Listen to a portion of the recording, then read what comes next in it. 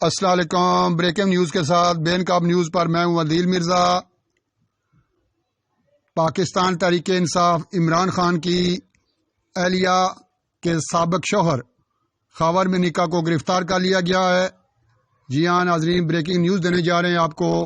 پاکستان تحریک انصاف کے چیئرمین کی اہلیہ بشرا بی بی کے سابق شوہر خاور منیکا کو اینٹی کرپشن نے قبرستان پر قبضے کے الزام میں گرفتار کر لیا ہے۔ جی ہاں، انہوں نے سرکاری اراضی پر قبضہ کر کے اس پہ تعمیرات کی تھی، اس الزام میں انہیں گرفتار کیا گیا ہے۔ یہ بریکنگ نیوز دینے جا رہے ہیں آپ کو کہ پاکستان تحریک انصاف کے چیئرمین کی اہلیہ بشرا بی بی کے سابق شوہر خاور فرید منیکا کو اینٹی کرپشن اسٹیبلشمنٹ نے سرکاری رقبے پر ناجائز تعمیرات کے الزام میں گرفتار کر لیا ہے۔ ترجمان اینٹی کرپشن نے بتایا کہ خاور فرید منیکا کے خلاف ڈپٹی کمشنر کے فیصلے پر انکوائری کر رہے ہیں۔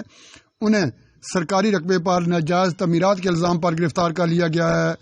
ترجمان کا کہنا ہے کہ ڈی سی ریفرنس میں کہا گیا ہے کہ خاور منیکا نے قبرستان کی جگہ پر غیر قانونی طور پر شادی ہال تعمیر کیا اور غیر قانونی طور پر 26 دکانیں بھی بنا لی۔